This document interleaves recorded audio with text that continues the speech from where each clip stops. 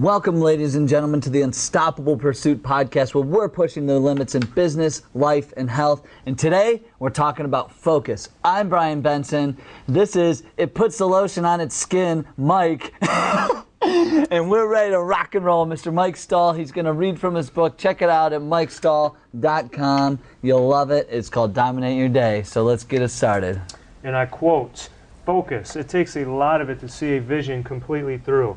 We are dealing with distractions on a daily basis coming at us from all angles. Most of it is fluff, things and people that hold no value to us, things and people that could hold us back and maybe want to hold us back.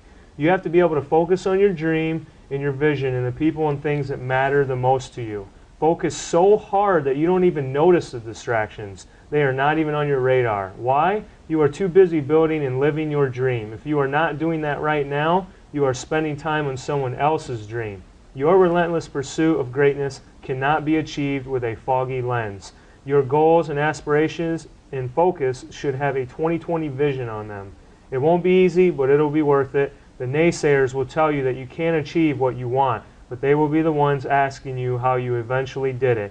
You aren't doing it for them, you're doing it for you. Focus." Oh, man, dude, I love that. I love that so much. It's you focus on your dreams and the rest is white noise. You know, you just keep focusing and keep pushing forward no matter what happens, no matter who gets in your way, what other people are saying. You get so damn focused on your dreams that nothing else matters and you just keep pushing forward. So that was awesome, man. Super powerful stuff. So let's talk why focus. You know, what does focus really stand for?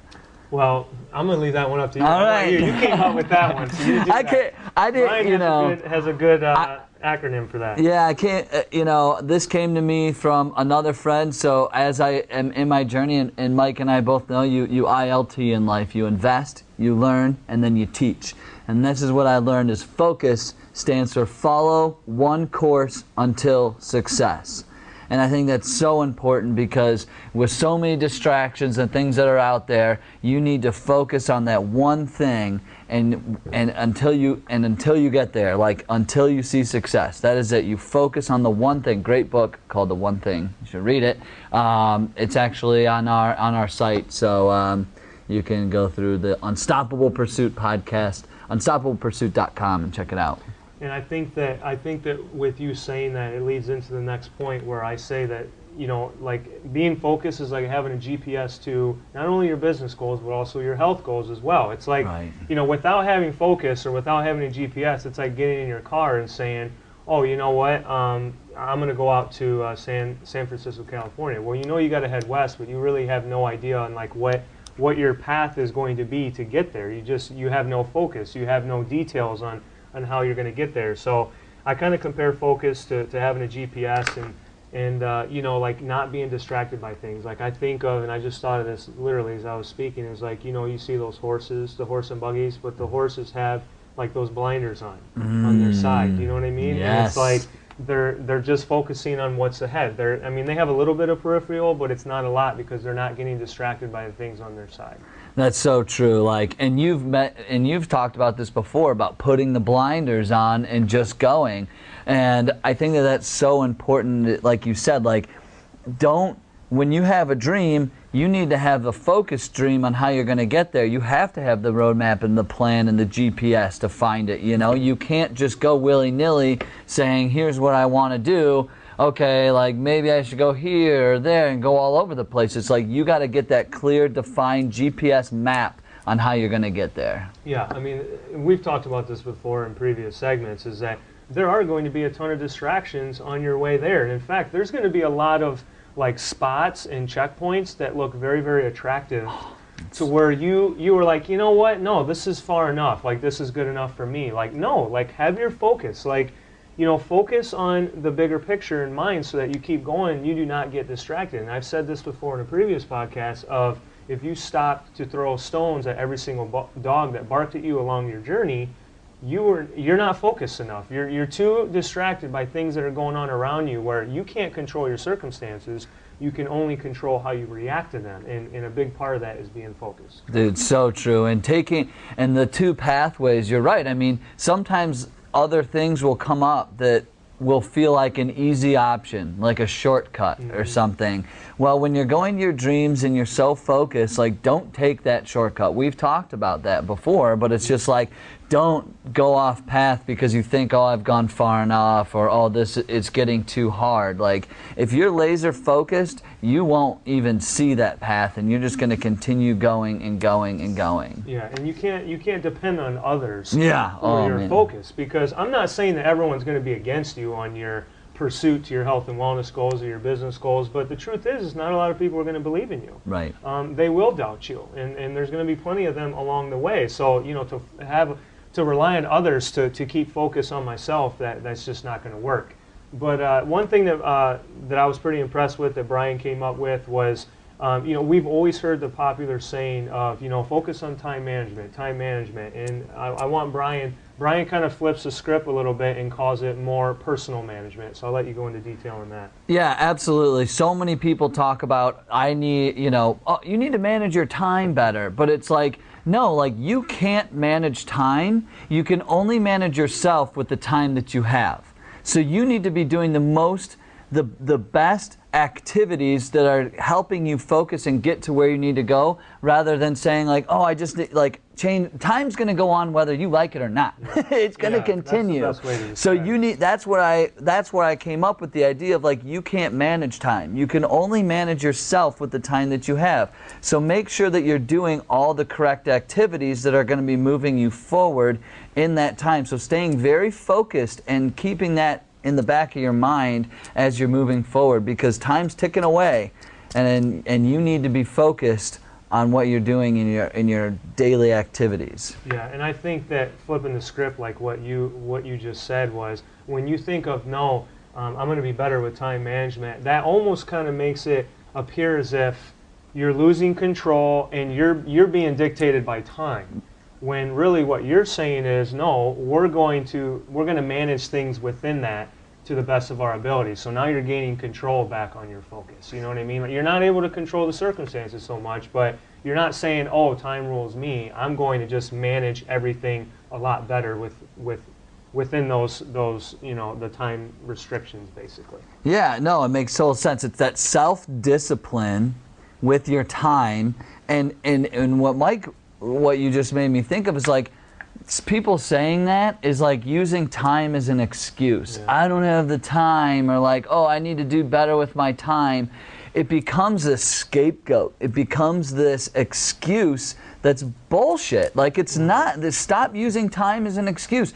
Do the things you need to do and manage yourself correctly, have self-discipline, accountability, leadership, and move forward. Like, that's it. That's just it. Right. Focus. Yeah, it's like if someone said, oh, you got 2 hours to dig a hole 10 feet deep, and you have two options. You can either use up the full 2 hours to dig a hole, yeah, or you could dig a hole in 45 minutes, personal management of how I use those 2 hours, and then I'm going to take that extra time to, make it look better, or go even deeper than what was asked. So, yeah, again, personal management. I agree.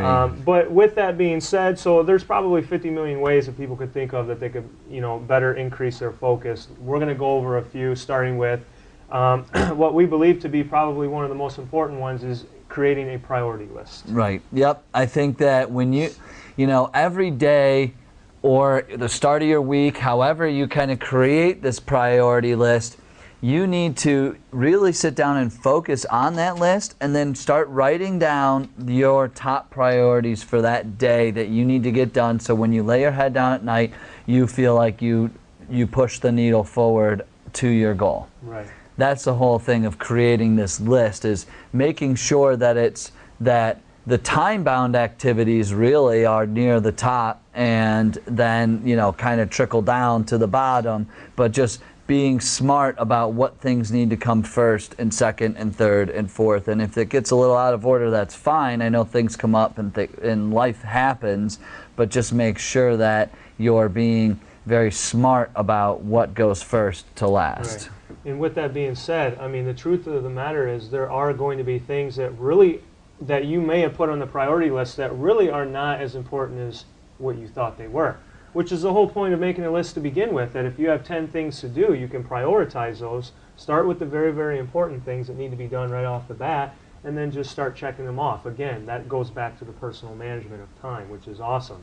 Our second point, though, is, you hear a lot on our podcast about short-term and long-term goals, and I think that applies to basically anything that you talk about, because, again, it's like having a GPS, a strategic plan, some sort of a roadmap that, okay, it's not going to go as perfectly as you planned it out, but you still have the guidelines of where you want to go. And then we talk, one thing that I think is really underrated when it comes to focus is, lack of sleep, your diet and your exercise. Yeah. No, we have the equilibrium of health, and this all comes down to it. Like, you are not going to be as focused as you want to be without having those things, without having that balance. Like, think about when you're super tired.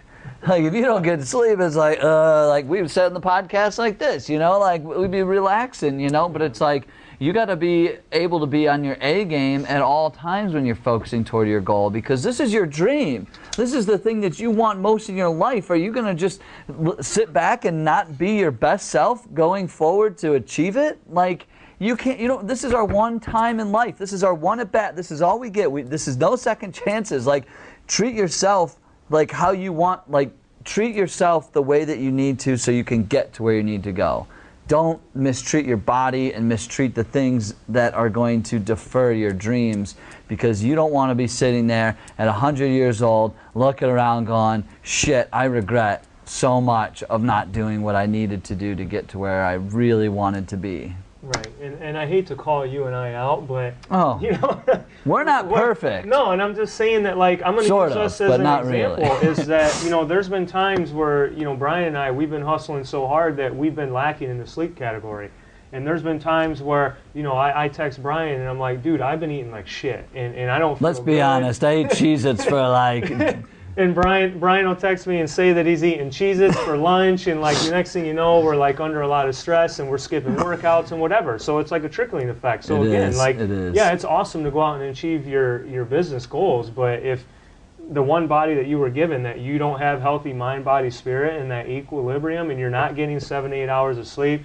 you're not eating correctly, and you're not moving your body and exercising. I mean, just aerobic activity alone has been shown to increase the regrowth of brain cells. So it's like, hello, we need to take care of our physical body so we can go out and do what we want to do. So that's a very underrated thing, is the equilibrium of health. No, 100%. I mean, and we get it so much. You go on Facebook, you go on Instagram, and it's like, crush it, you're an entrepreneur, I hustle, stay up all night long, don't eat right, I'm up at 5 a.m. Dude, I don't care what anybody says. I really don't. Gary Vee, whoever, I don't care. I'll call anybody out. I really don't care. Those guys, I get it. I get the hustle, but if you're not effectively hustling, then you're failing. Yeah. I'm just flat out. If you are not mind, body, spirit ready to go out every day and crush it, then you're failing. So just because you see other people on social media and these other influencers doing whatever they're going to do, hustling, trust me, they're getting their sleep, they're getting their exercise, and they're getting their diet. It's why Gary hired a full-time, personal trainer and started getting more sleep, because he was like, oh my God, my body's going to shit. That's why he's able to hustle, I think. Yeah, and I was going to bring up the Gary Vee thing. I'm very inspired by Gary Vee. Yeah, don't get me wrong. His hustle is more than anyone I've ever seen, in the business field. But the thing is a lot of times you'll see him going to bed at 1, 2 in the morning, and he's getting up at 5 to go and do a workout. I'm just, I don't know. Maybe if I 100% absolutely had to, I could. But I struggle when I get less than 7 hours of sleep. I do too. Yeah, I'm sucking at that. I'm kind of worthless now, and I probably shouldn't be using it as an excuse. But I'm just saying, it's not a one size fits all in entrepreneurship or even health and wellness. So what may work for Gary Vee and his focus may not work for you guys that are listening or watching, and the same for Brian and myself. So that's just one thing to keep in mind is, don't get caught up in comparing yourself to other people, because, again, Gary Vee is very successful and inspirational, but, it may not work for you operating on 4 or 5 hours of sleep and you being able to focus the next day. Yeah, focus on your success, not anybody else's. That is it. Like, and focus on the things that you need to do so you are as productive as you need to be. So, focus on your strengths, not your weaknesses. That's just it. That's a famous quote by Brian Benson, and I think that, and we have that as one of our bullet points, focus on your strengths, not your weaknesses, and I do believe there's a lot of truth to that. Yeah. You know, I mean, I guess it's, when I think about it, it's, you've heard people say, well, no, it's good to be well-rounded, but then you could say, well, yeah, you're kind of good at a lot of things, but you're not great at anything. You know, so if you're really focusing on your strengths, not your weaknesses, then you're really putting a lot of your eggs into the basket that you're really, really good at, and that may be enough to catapult you forward to your next goal. Yeah, yeah. I mean, if you take that time to focus on your weaknesses, let's just put it this way, it's going to take you a lot longer to get places. Like, we're not tech savvy, Mike and I mean, but to get our website done, which is unstoppablepursuit.com, check it out. It's up. All the episodes are on there. We're super excited the launch of it. But so Mike and I didn't waste our time trying to figure that out. Like, we just got somebody to help us, and it was like, we didn't have to feel the stress or the anxiety of trying to work through things that aren't, it's like climbing up a hill that almost has no end, you know, when you're, so Mike and I said, what are we good at? Okay, we're really good at creating content. Like, that's it. Like, that's what we're good at. Let's get somebody else to come in there. So always focus on the things that you're good at, and just outsource, find other people to help you along the weaknesses to fill the rest of the puzzle pieces. Yeah, there's nothing wrong with delegating. No, you know, like, or admitting like, you're not good at it. That I'm not the best at, like, setting up the camera that is recording us right now and setting up audio. Like, do I have an extreme interest in doing that? Not really. It's one of my weaknesses, and I have some other things that I'm really strong on. You're really good on that stuff, so you kind of take hold of that, and maybe I do other things. I don't know, but there's nothing wrong with delegating. When we talked about teamwork before, where, you know, being an effective leader and being able to focus is delegating and making sure that, you know, everyone is contributing their strengths. Yeah, you know, exactly. to the greater picture. But one thing that we've kind of forgot to talk about was to create the timeline to your goals. So if you want to speak a little bit on that. Yeah, so most people, when you have something urgent to do, like, or a goal you want to achieve, or something like that, you need to create timelines when things are done, when things are going to get done, what days you're doing them, how you're working on it. It's chunking out time on a calendar to be purposeful about doing those activities.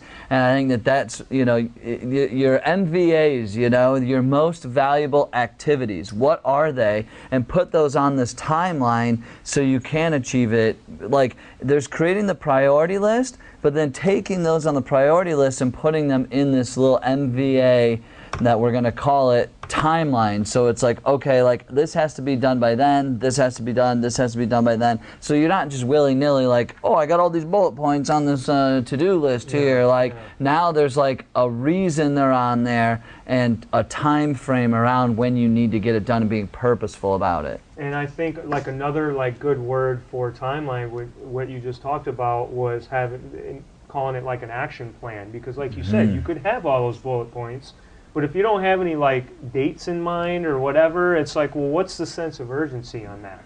You know, and there are things on the timeline that you need to focus on a little bit more at the beginning rather than towards the end. But another thing that Brian and I talked about before this, which I really liked, was beginning with the end goal in mind. Like, I think that's super, super important, because, like, you know, we kind of thought about that with this podcast. Like, of course, we had things that we were focusing on right off the bat, but, like, we were kind of beginning this with the end goal in mind of, man, I want millions and millions of people to be listening to this podcast. I want Brian and I to be reaching and helping so many people.